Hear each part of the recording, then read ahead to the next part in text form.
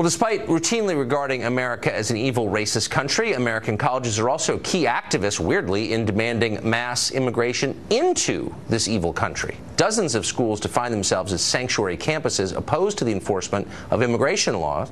Dozens more denounce the Trump administration's decision to end DACA. They clearly regard open borders as a good thing, even a moral obligation, all of which raises an interesting question. Why don't these schools practice their own version of open borders by instituting an open admissions policy?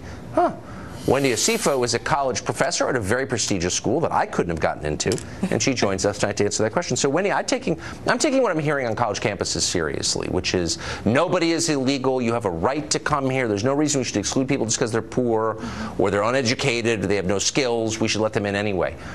Why don't colleges practice that same philosophy on their campuses? In what manner?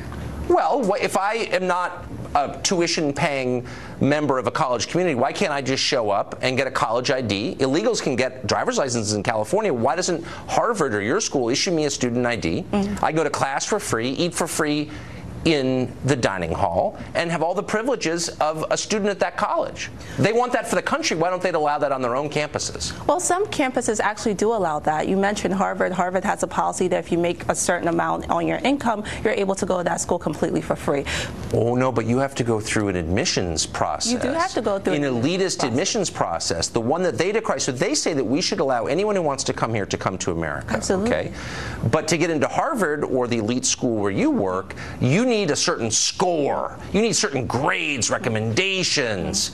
You need skills and qualifications. They call that racist when that's applied to immigrants into this country, but you guys get away with doing it at your schools. Why is that? No, we don't get away with doing that in our schools. And what we're saying is that education and equity is intrinsically woven. We cannot have a society where we have students who coming through the DACA Act, and then we say midway through their education, you can no longer be here. And that's what they're trying to preclude. But then why not have them at your school? Why not just say that your school will reserve, I don't know, 80% of its seats for illiterate refugees? They're not illiterate. How about who don't speak English and can't pay tuition? The same people that you're saying America ought to let in and pay for, and we're racist if we don't. Why doesn't your school allow those people to have student IDs and free meals in the dining hall and get to go to class and get a diploma and get all the privileges that rich kids get at your school? Well, you're looking at it from a very myopic viewpoint. What you're saying is that we have... I am? You are. You're saying... I'm just being honest. No, you're not being honest, because we allow individuals who come in from low socioeconomic status to come into the school. We have individuals who are undocumented to come into the school, and then we also allow a great percentage of individuals who are considered legacy to come into the schools.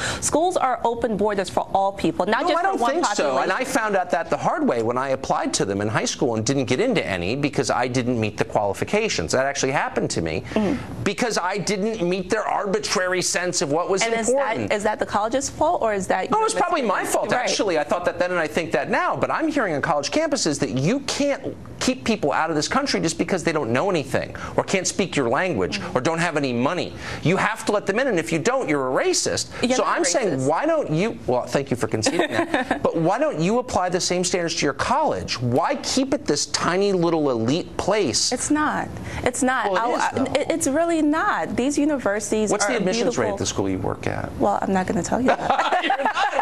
Well, I'm not going to tell you that. I couldn't have gotten in there, but why should these schools demand that the rest of the country apply no standards at all to anyone coming in, and then take federal dollars to hike their standards so most people born in this country can't get into their schools? There are standards, and for you to say that individuals who come in through the Deferred Dream Act don't have any standards, that's not correct. They go through a rigorous qualification process. No, they don't. Yes, they do. How many have been deported? They go through a rigorous... Well, let's look at this. 61% of them who've been in this country since they're 14, all of them go to college. But it's not just DACA. You cannot have a criminal record, right? Let's not conflate them. Those are meaningful, but why not just use the same standards? So we have a diversity lottery that just says because you live in an underserved country, you get to come here. All colleges support that. So why don't we apply that to your school? If you live in Burkina Faso, bam, you get free tuition. Or how about if you're just walking by and you cross onto the campus and just squat in the middle of the quad? Okay. I bet they would arrest you, wouldn't they? Well, why are you looking at it from that lens when we don't look at it from that lens? When it comes to employment practices, can anyone just just walk in and say, hey, I want to be Tucker Carlson. I don't agree with any of this, but I think standards are real and standards are real, and we use standards. But colleges argue that the country doesn't have the right to enforce them. That's not what we're arguing. What we're arguing is you cannot illegally deport people who come into this country. Okay, you can't do that. So next time I squat on your quad, I'll see if you can illegally deport me. No, you won't do that. Wendy, thank you. Thank you. A man could lose his job simply for coming on this show. That's true. We'll explain it next.